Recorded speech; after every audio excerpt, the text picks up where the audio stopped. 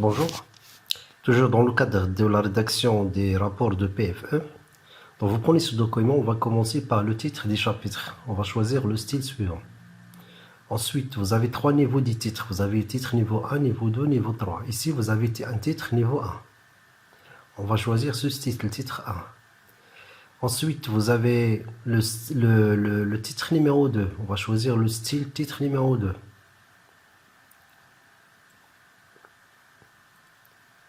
Donc toujours dans le titre numéro 2, normalement vous avez trois titres, trois niveaux, niveau 1, niveau 2, niveau 3. Donc voilà, un autre titre, toujours niveau 2. Et juste au-dessous de ce dernier, vous avez un titre niveau 3.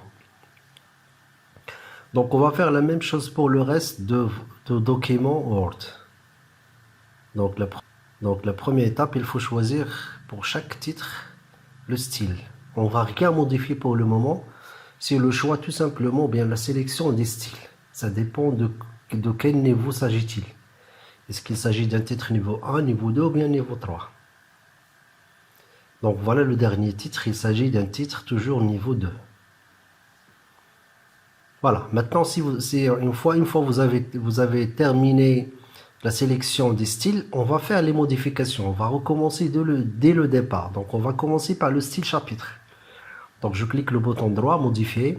Donc gras, 12, Times New Roman.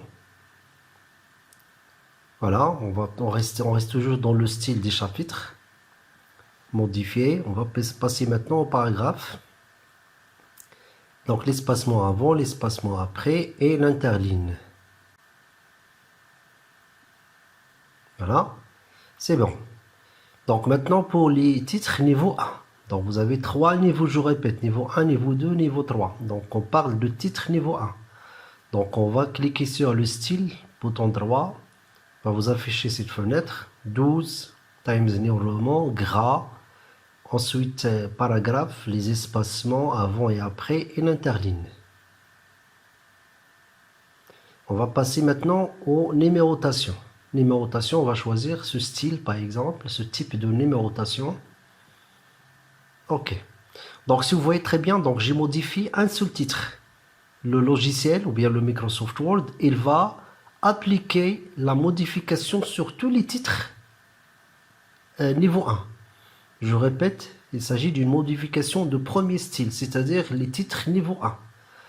Donc si vous avez 20-40 pages, une fois vous avez le premier titre, lui automatiquement il va appliquer la modification sur le reste des titres niveau 1. On va faire la même chose maintenant pour le titre niveau 2.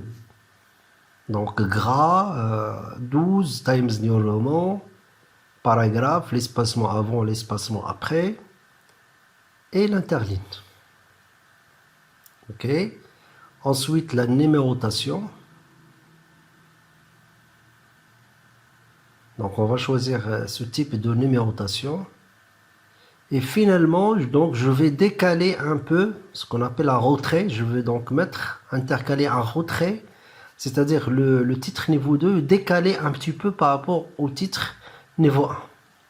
Donc une fois que j'ai modifié le premier titre niveau 2, lui, il va appliquer la modification sur tous les titres niveau 2. Donc vous voyez 1, 2, 3.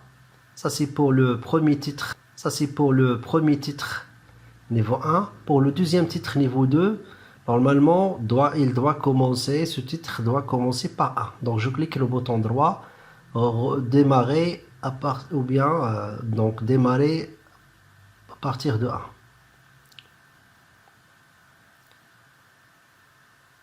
Donc qu'est-ce qu'il reste? Donc j'ai modifié le titre niveau 1, j'ai modifié le titre niveau 2, il reste le titre niveau 3. Donc il y a un titre niveau 3.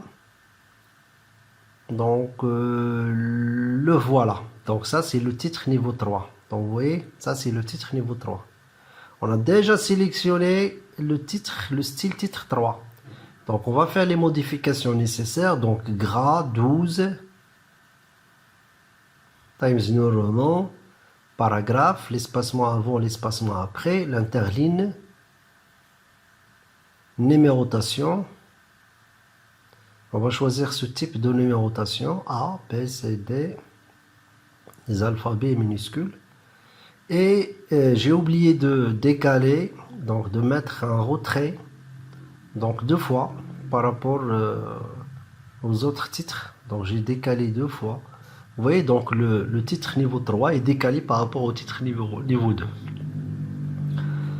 Donc une fois que j'ai modifié le titre niveau 3, c'est applicable pour tous les titres que vous avez sur votre document. Donc c'est bon pour les titres, pour l'application des styles. Maintenant, on va passer au paragraphe. Donc là, je sélectionne le premier paragraphe, 12 Times New Roman, paragraphe, l'espacement avant, l'espacement après, l'interligne, 1,5, ok. Donc on peut modifier l'espacement avant, l'espacement après, ça dépend des recommandations que vous avez pour la rédaction de votre rapport. Donc ça dépend ce que vous avez, donc voilà, comme indication sur les paragraphes. Donc encore une fois, on modifie l'espacement avant et après, ok, ok, et finalement, qu'est-ce qu'on va mettre? Donc qu'est-ce qu'on va faire? On va tout simplement, encore une fois, modifier l'espacement avant, l'espacement après.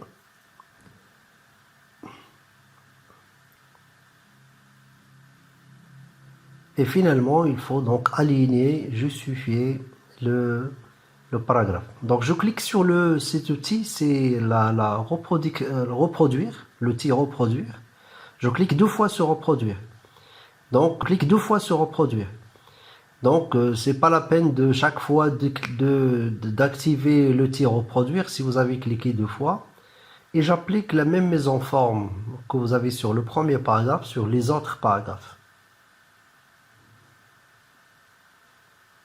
Donc, vous voyez, c'est pas la peine ça reste toujours activé parce que j'ai cliqué 2 fois.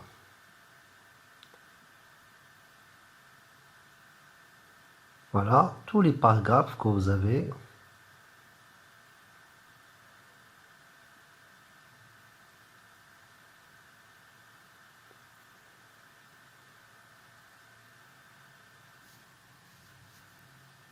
C'est bon. Donc c'est bon pour les titres, les paragraphes.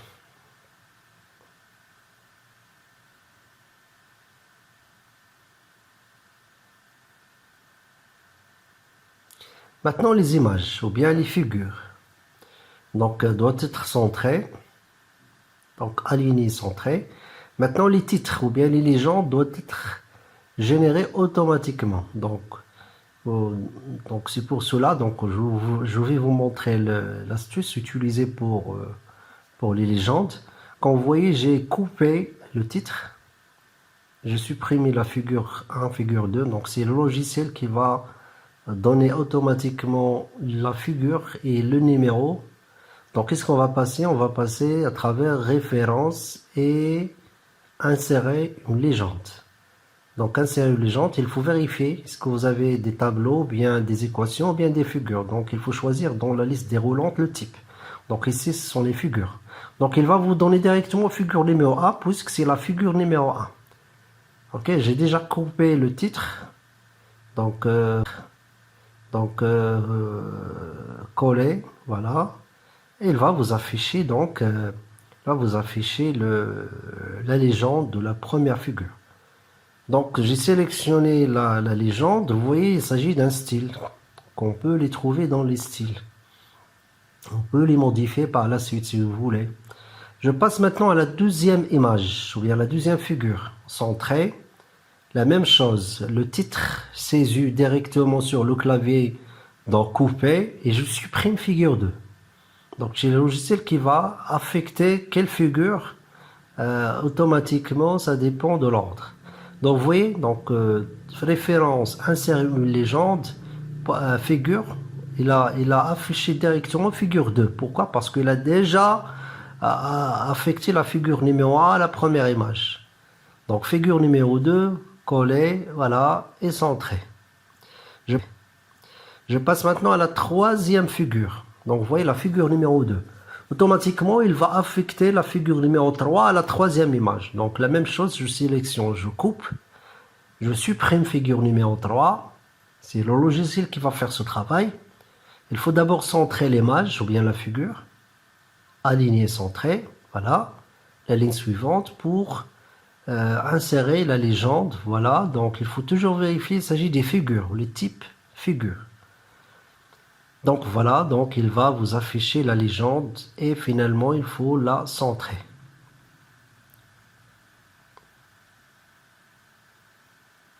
Très bien. Je passe maintenant à la figure suivante. Donc le même travail qui se répète. Vous avez l'image ou bien la figure centrée. Ensuite, je coupe. Voilà. Et je supprime figure, etc. Donc il va vous afficher figure numéro, je crois, 4. Voilà. Et voilà, il faut donc finalement centrer la légende par rapport à la figure. Donc qu'est-ce qu'il reste? Il reste la figure, je crois, numéro 5. Je fais la même chose, je sélectionne, je coupe, je supprime figure numéro 5. Il faut centrer d'abord la figure, voilà. Et je passe à travers référence, insérer une légende. Je donc 2 points et je colle le titre déjà coupé. Et finalement centrer la légende. Je crois que c'est la dernière figure, voilà. Donc on va faire la même chose pour les tableaux. Avant donc de faire les tableaux, vous avez la première liste. Donc j'ai utilisé liste à puce.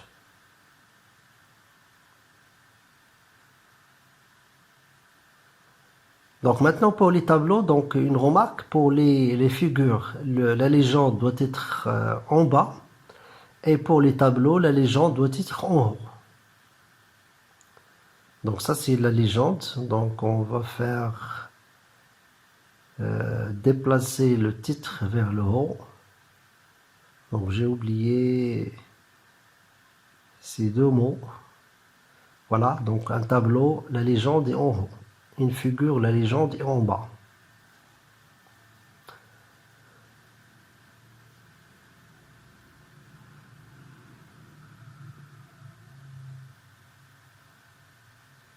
Avant de terminer le travail sur les tableaux, il y a une autre liste.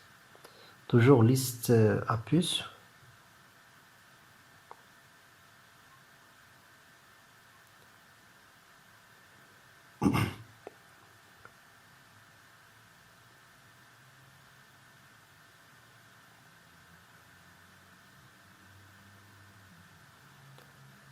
Donc si vous voyez très bien, les objets que vous avez sur cette page sont décalés.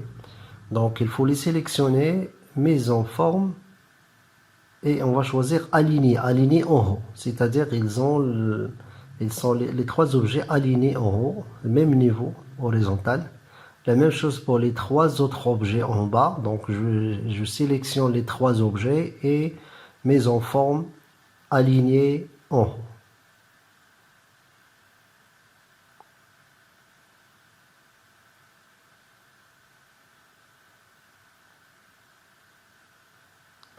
Donc je reviens maintenant à mon tableau. Donc vous avez le premier tableau avec le titre ou bien la légende suivante. Je fais la même chose comme tout à l'heure pour les figures. Je sélectionne la légende, couper, je supprime tableau. Je passe à travers référence, insérer une légende. Maintenant on va choisir, c'est pas figure mais on va choisir tableau. Vous voyez dans la liste déroulante de type, il faut choisir tableau. Pourquoi? Parce que je suis en train d'insérer les légendes des tableaux. Donc il va vous afficher automatiquement tableau numéro 1, c'est-à-dire les numéros des tableaux sont donnés automatiquement par le logiciel. Donc je crois qu'il y a un autre tableau dans ce document. Voilà, ce document donc, contient un autre tableau. On va saisir par exemple une légende. Donc référence, insérer une légende, donc tableau numéro 2, 2 points. On peut écrire par exemple information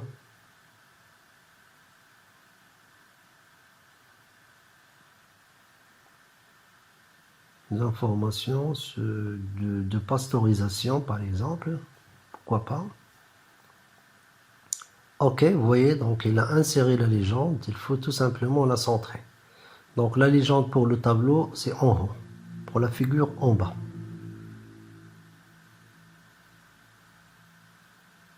C'est bon, donc vous avez deux tableaux et vous avez, je crois, 5 figures. Donc vous avez ici des caractères, donc le coefficient, la conductivité, etc. Donc des coefficients qui sont, donc voilà, on va les transformer sous forme d'équations pour améliorer l'écriture de ces paramètres. Ok, donc on va les transformer en équations. Je sélectionne et j'ai inséré, je clique sur équation, tout simplement. Donc ici, il y a des problèmes au niveau de l'écriture des unités ou bien de la valeur numérique de ces paramètres. Donc je crois ici, vous avez 10 à la puissance moins 8. Donc une fois que vous êtes dans l'équation, il va vous afficher un menu équation. Dans le menu équation, vous pouvez faire, vous retrouvez tous les éléments, ok, prédéfinis pour l'écriture de votre équation. Donc m à la puissance 4 et k à la puissance 2. Ou bien l'inverse, m à la puissance 2, k à la puissance 4.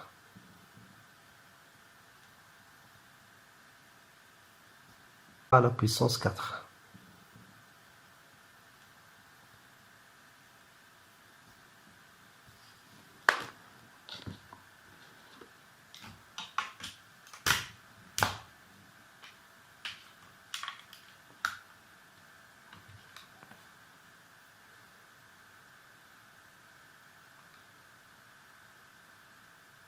Donc il reste la parenthèse. C'est bon.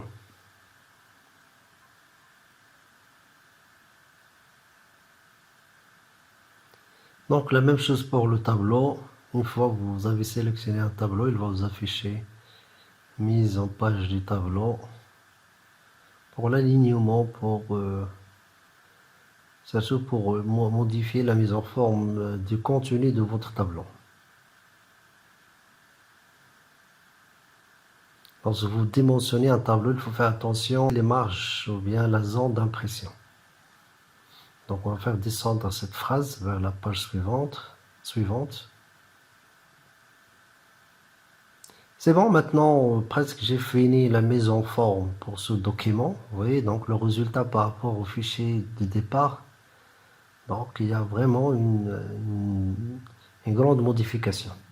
Donc qu'est-ce qu'on va faire maintenant? On va insérer une table de matière, une liste des figures, une liste des tableaux. On va commencer par liste, par table de matière et référence.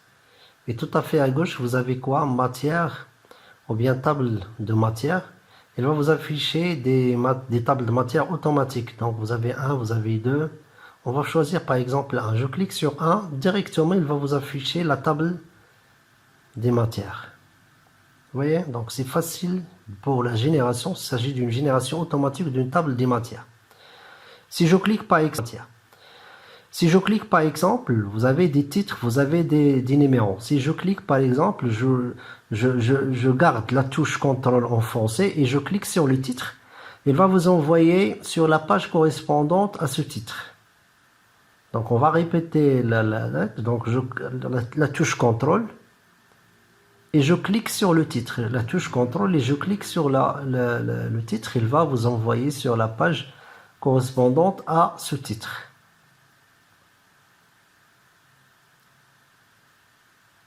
Vous voyez le lien, touche CTRL et je clique sur le titre.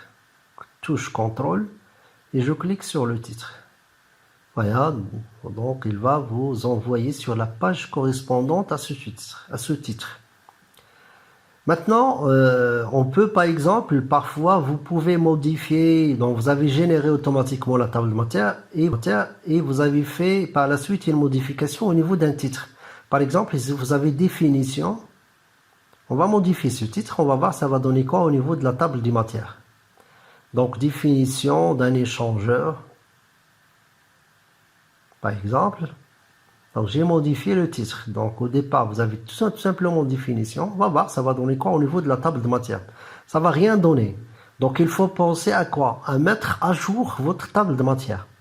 C'est toujours définition. Vous voyez donc ici vous avez toujours référence. Vous avez ici vous avez mettre à jour. Je sélectionne le deuxième option et je clique OK. Vous voyez maintenant définition d'un quoi? D'un échangeur.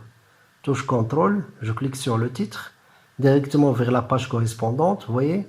Donc définition d'un échangeur. Donc il a pris en considération la modification réalisée sur le titre. Maintenant la liste figure. Donc toujours à travers le menu référence, et vous voyez ici vous avez inséré une table des légendes. Il faut choisir ici dans cette liste déroulante le type, puisque ce sont les équations, les figures ou bien les tableaux.